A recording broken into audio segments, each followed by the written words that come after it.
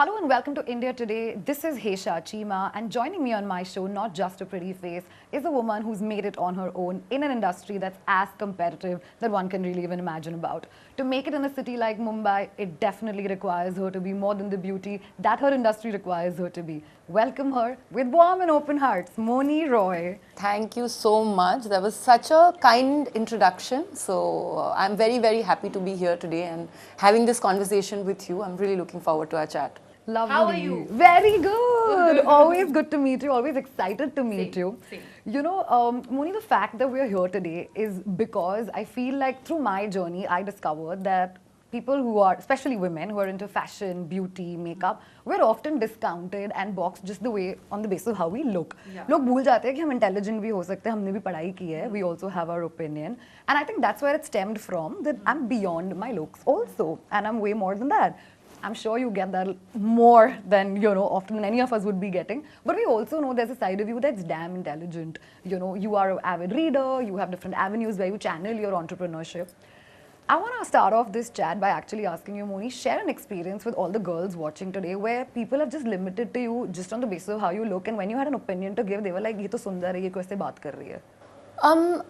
I'll start from the start actually. What you spoke about when we started the chat about the stigma of, if she's intelligent, if she's pretty, she might not be intelligent. I think these stigmas have been attached to all us women from time immemorial. We are never enough. We are never enough, not good enough, not beautiful enough, not intelligent enough, or there are stigmas around, there are things that men can do better, whether it's, say, driving or banking, there are these stereotypes that we have always somehow gotten attached to women. I won't say it's the men that did that. I think society at large, both men, women, we have somehow added to certain stereotypes for women. And even though I haven't, to answer your question, I haven't really been, I think I told you this earlier, I wasn't considered very, very pretty. So I think growing up, I could have an opinion. Also, during my college days or uni days, we were all taught to speak up and speak our minds and, speak in class. I studied literature and then mass comm. Yeah. So I have been fortunate, and I come from a very, very matriarchal background. Bengal, that way we are always in for women's education. I remember when I was growing up, we would go for our tuitions, and in the evening we'll either have dancing lessons or singing lessons. So it's been not been a struggle like that for me, I feel. But do you think when you came into the industry, probably that happened with you, or you feel you were fortunate enough? No, I was fortunate enough, but yes, I realized that I couldn't be very, very opinionated. As a woman, I would not disregard the fact or dismiss the fact that if I had an opinion, I had to find the right way. Because I still date, I feel. Sometimes if I am talking to somebody who probably thinks that they know more than me, or actually are, I mean, I don't know how to say it without actually mentioning the mentioning the incident, but I'm not going to do that. But basically what I'm trying to get at is that you have to find a way, which doesn't sound rude, otherwise you may be considered rude or too straightforward. So I have had to navigate that, to not be straightforward, to find a ways of, listen, I understand that could be your point of view, but this is how I feel. Yeah. So, which is a good thing also, I guess. Like, why hurt anybody? Sometimes it's more about what you want to say is not so important about how you say it becomes more important. But I think in our case, it's definitely true. We have to be a little bit more about it. Yeah. But Mouni, also talk to me about the fact about being relevant in an industry like yours. Come on, 18 plus years, you're almost going to be... 18 years. Yeah, it's a good 18 years. Abhi to 2 saal mein decade ho jayega, 2 decade ho jayega. In an industry like this, where specifically when it comes to us women, we kind of have a shelf life, but you've broken that, right? Very successfully and beautifully, also because you're oscillating different platforms, right? Give me your top 2 reasons as to why you've made it here and been so relevant, even right now with evolving times. Okay, so I think the biggest reason for me, and I'm not going to dilly-dally, I think one good quality that my friends often tell me, or my family often tell me, that I adapt. and I observe. And I change. I truly believe change is the only constant. So I do what I need to do. I do not take my work for granted for a day. I do not take if I'm getting adulation or love or admiration or respect. I do not take it for granted even for a day, because I know that everything is self-made and it's created, and it's also, this time will never come back. Also, one very thing that keeps me going is I've never forgotten the girl who came from Kuch Bihar and went to Delhi and came. I still feel like that person, like that girl. So I want to keep that alive. I want to always continue to take the real life as the best raw material. I always, I want to, I have that hunger.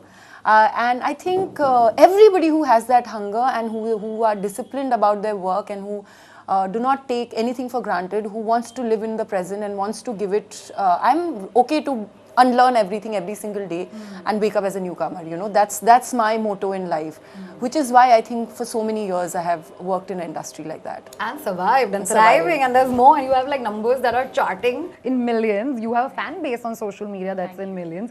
And Mouni, very important to bring this up, right? Where in a culture where there's so much negativity and hate, you've still embraced a lot of positivity coming your way, whether it's through performances, through the music that you do, or through just your social media posts, right? I want to understand that, they always say that actors are supposed to be thick-skinned in more than many ways. But do you allow yourself to have your emotional, vulnerable moments? Yeah, my emotional, vulnerable moments are, but they're strictly, I don't get overwhelmed by people. Only people who are in, everybody. By people, I don't get very affected by what everybody is saying. If you get affected by what everybody is saying, you won't be able to live a happy life. Only people in my small circle can hurt me. They are my inner circle. All my friends are practically my family. And there's my mom, dad, my mom and my brother and my husband. So my vulnerable moments are usually all related to them. And yes, when say I'm shortlisted for something and I know that I'm looking forward to a shoot, and there have been times where I have been dropped like a night before. Of course you get hurt, you cry, and but then what do? You get over it, because you can't dilly-dally on the past, be on things that are not working out. I think initially when I just joined the industry, it was, it still is actually, what am I saying? It's always so difficult to get that next part, and especially the kind of roles that you would want to do. You get stereotyped very, very quickly, but you just have to keep going, there is just no other way. It's actually very simple, normal funda. You just have to keep going. You have to somehow find that willingness to, and have courage and keep going. But tell me something, do you sort of feel, and correct me if I'm wrong, it's just a statement, I'm not giving a yes or a no to it.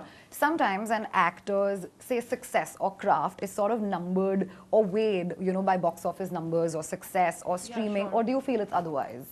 No, that's true.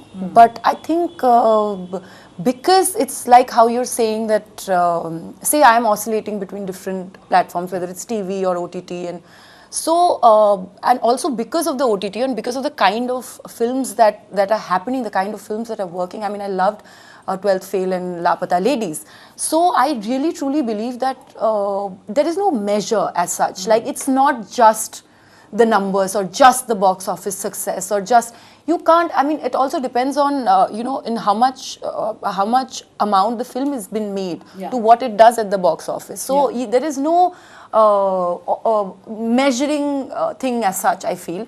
I also think that, there's so many actors who are doing such great work on OTT.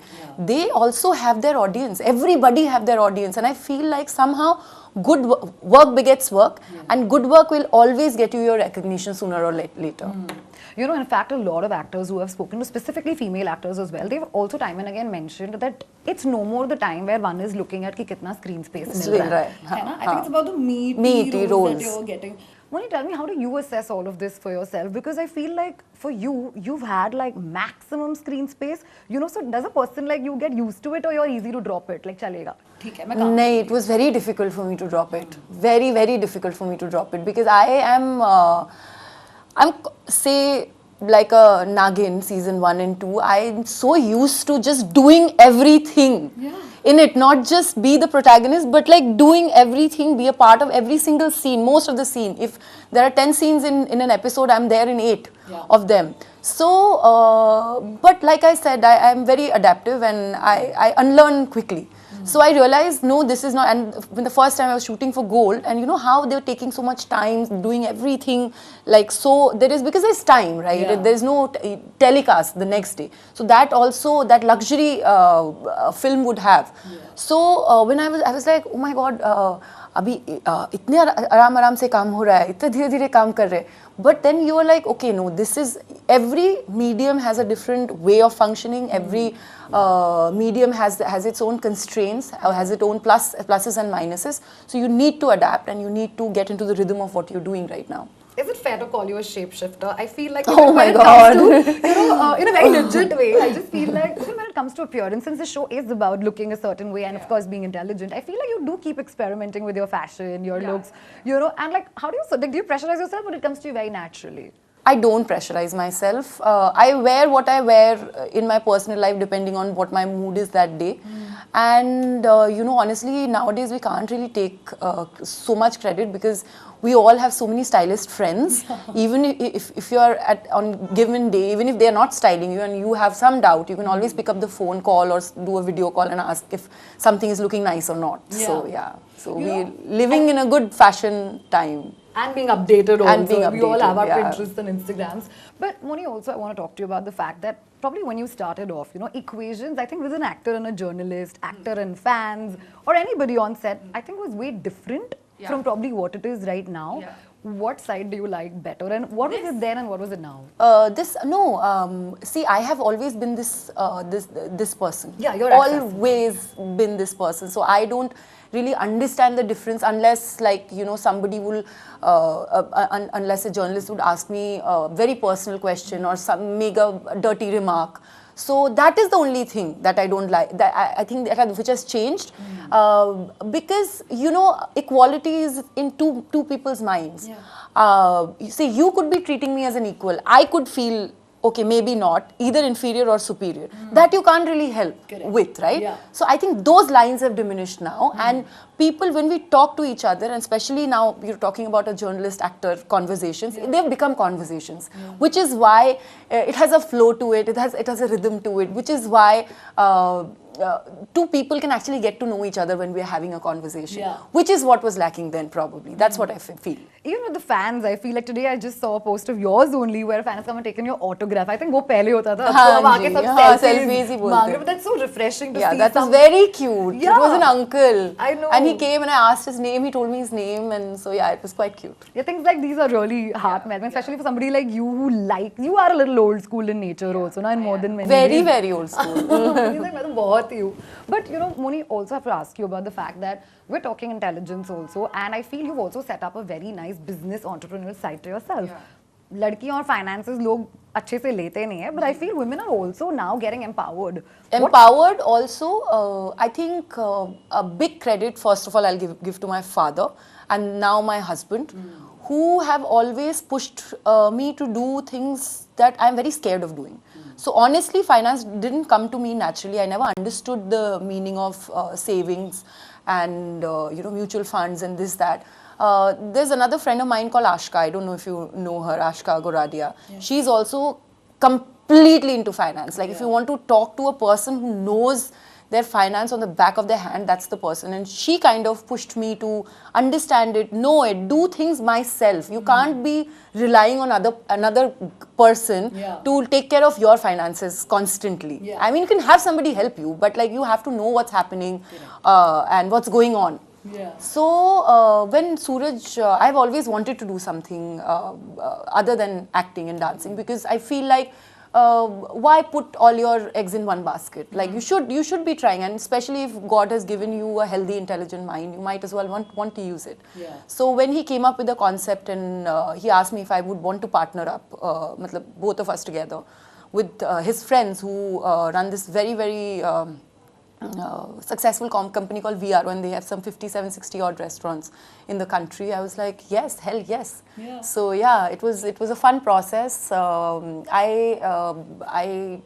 mean, I've been involved, not like in a way where I take the day-to-day call, but when it came to the menu and what kind of food and like the decor a little bit. So yeah, wherever I could give my input, I did. On the graph of success, how do you oscillate yourself? Like, do you feel... I don't. It's okay. work. For me, my work is work, and especially with time and as I'm getting older and wiser, I have realized I'll keep working. And when I'm working, I'm 100% there. When I'm home, I'm 100% at home. And that's it. It's okay. I want to live a good life. I'm at that point where I feel like I need a wholesome life. I want to be healthy, happy, have fun, work, and not be I don't know, anxious and like crazily nervous about, oh my God, what am I doing next? What am I going next? Like, you kill yourself from inside. Like, imagine living a life like that. Of course, do I have those moments? Of course I do. Yeah. I am at the end of the day, I want to do better and I want to do more work, and I have that fire and hunger in my belly. But is it worth making myself sick in my brains? No, I don't. Yeah. You know, tell me something, when somebody who's passionate and greedy both, and I don't take greedy in a wrong way. I definitely feel like being selfish, being greedy is a very good thing. In today's day and age, or even otherwise, yeah, why not? But in that space, when you are, and at the same time, because that's also me, मुझे बहुत काम करना है, but at the same time मुझे बहुत आराम भी करना है. मुझे समझ नहीं आता sometimes how do I balance both? I want to know, how do you balance both? By giving yourself that acceptance of normalcy. I know I am a normal human being. But कभी कुछ खो जाने का डर नहीं लगता आपको? नहीं, I'm like most clingy to my people. That is, and I have lost a lot of people in my life. Like, I lost my father really young, I lost my mamaji really young, I lost my best friend when she was 22 years old. So that is my biggest fear. You know how all of us have different. But to answer your question, if you want that kind of balance, and it will only come from within. And for it to come from within, you have to meditate, Baba. Yeah, You have to start with, I've told you earlier on also, Yes. start with 5 minutes. It really, really balances you out. Like, the more inner work you put in, listen to, say, read those good spiritual books, listen to audiobooks. There are beautiful books, audiobooks called The Mastery of Love, The Power of Now, 4 Amendments of Life, Autobiography of a Yogi. That book is my all-time favorite book. So you have to keep doing that work for yourself. Do you think about what legacy you'd like to leave behind? Not really, but like I want to be known as a good human being who loved and spread some smile and joy to everybody whom I met in my life. So that's all. But you know, Mouni, when you're such a lover, like such a giver, does acceptance come easy, or do you want it? No. I'll tell you something. That also comes from within, and it's what you give, what you give out is what it's self-love. My father also used to tell me that कोई भी देकर आज तक, if you are a giver, कोई भी आज तक कुछ भी देने से गरीब नहीं हुआ है. आप प्यार दे दोगे किसी को तो आप गरीब नहीं होगे कभी. आप अपना पैसा दे दोगे आप गरीब नहीं होगे कभी. In fact, there is no bigger blessing than to be able to do seva, to be able to give. And in whatever measure, whatever amount, whatever you can, you will never. But everything also comes from, if you give out that easily to others, you have to be willing to be nice to yourself as well. You have to give self-love as well. You have to love yourself, because everything stems from there. You have to plant the tree for it to blossom and like bear fruits. So that's the theory that I truly believe in.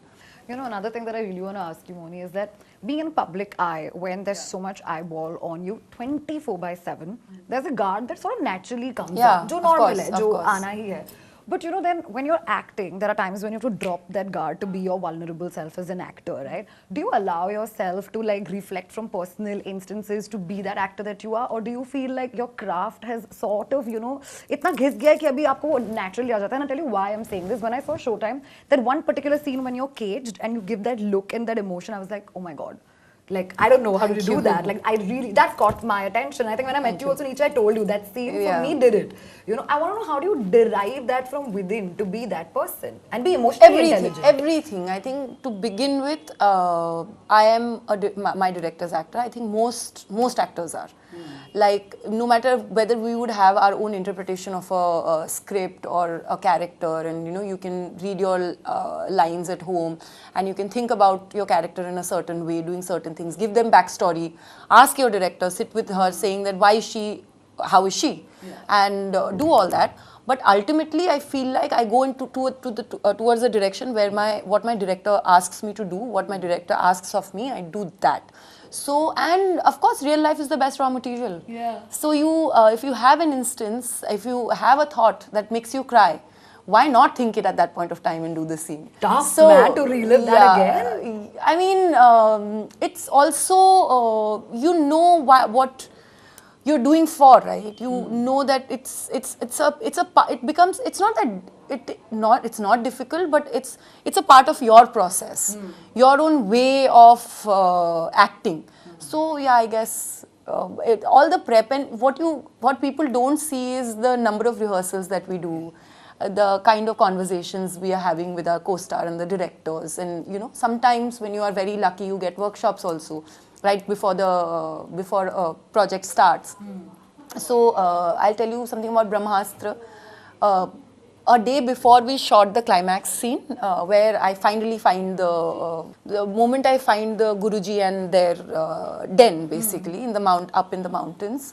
I was doing rehearsals and I was saying my lines in a certain way, and Ayan was like, "Mon, wait." And then, "What are you doing?" And then both of us sat together, and I was just like, "Finally, मैंने आपको ढूंढ ही लिया." I said, "How do you want me to say this line?" He's like, "Just like that. I don't want you to act. I don't want you to do anything.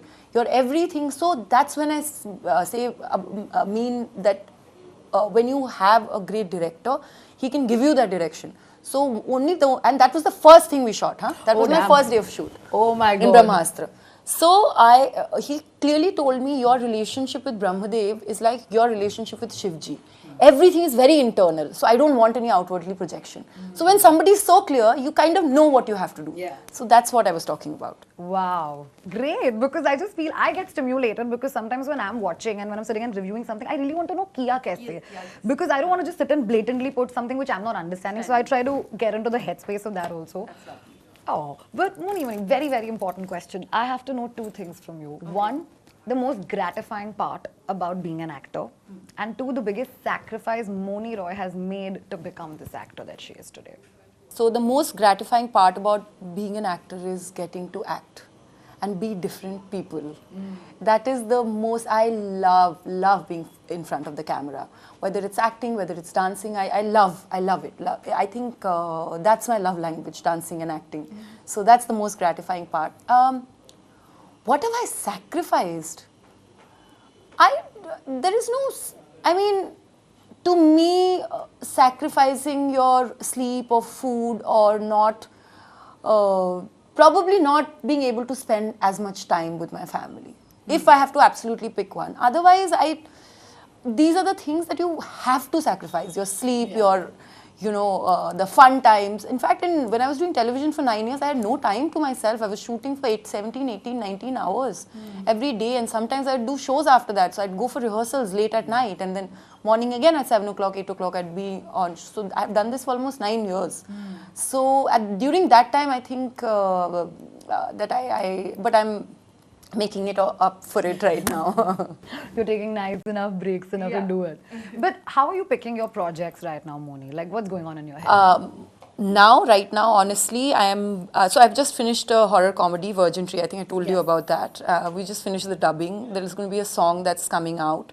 But going forward, I want to be patient, and I want to do very, very author-back roles, different kind of roles. So I may be doing one thing. I mean, the makers haven't announced it yet, so I can't talk about it. But except for that, I'm being a little choosy now. So let's see. I want to do something rock solid, something that I feel like that challenges me, that gives me that I can truly act in. और choosy बनना बनता है ना थोड़ा सा भी हो गया I don't want to be in the race of oh my god I want to do 2 projects 3 projects 4 projects in a year. I don't want to do that. So I understand that because I've had this whole conversation, no names, where people were literally shooting 3 to 4 films at one time. wow, no, that It's fortune too much. I haven't had. नहीं ये तो ज़्यादा ही हो जाएगा. आप mentally exhaust हो जाते हो एक time पे. And then I don't know, like for me also, if in a day I'm doing 3 interviews, I'm like, oh my god, I did a lot. Like 2 is enough, but 3 gets a little too much. But you know, Mouni, as I wrap this chat with you, I have to ask this. Sometimes, you know, like I've had this chat with you before in depth where we've spoken about insecurities. Today, I don't want to talk about those insecurities. I want to talk about when that suddenly hits you on your bad day and you have a public appearance to make. Like, you know, you have to make sure that you're looking good and you have to present yourself to everybody watching. What do you do then? I'll give you a very honest answer. I'd call 2-3 of my best friends, and they just automatically I get better. They are my therapists, and or I'd actually, if I'm having such a bad day, I will actually check in with my therapist. And another thing, if I'm having a very, very bad day and I have an event that I have to go to and I can skip that, I don't go. Why do that to yourself? Why put yourself in that situation where you are torturing yourself just to be out, and you know, it's the whole shebang, getting ready, the outfit, the jewelry, shoes, photo shoot, videos, and then you go. If you can avoid it, I do avoid it. I have done it in last minute also, where I know that by me being there or not being there, it is not going to make a difference to anybody. It's not like a work commitment or anything. So I have not gone. But at days where it's actually very, very important for me to go, I go. Well, Mouni, you do what you have to do. But does Mouni ask now for things that she feels is relevant as per her caliber? Let's say, even if it's paisa, कि अभी मुझे इतना मिलना चाहिए, I deserve. Thankfully, we all have very good managers and managements. You don't have to. I just awkward होता है ना पैसा conversation. कभी I don't. I have never been able to do paisa conversation. It's I'm like fumble. God, कर लेते. Okay, and then later I'm like, why have I stand up for this? But you know, Mouni, more power to you. I'm glad we could have this chat and explore the fact that Mouni is way beyond her looks, which people know that it's always important to like knock. So are you. Oh, thank you. You are such a darling, and every time that I have a chat with you, a conversation with you, I also I have a lot of takeaway. So thank you so much. Thank you, Mouni. Lots of love always. I'm waiting for you to cross like 50 million now on Instagram. आप पहुंच ही गए हो almost वहाँ पे यो नहीं अभी थोड़ा ही time है. And more number game, more work, and more Mouni Roy, and more health and mental peace also. Thank you. Thank you. Same so much. to you. Return to you. Back to you. Yay! Thank you so much, everyone, for watching.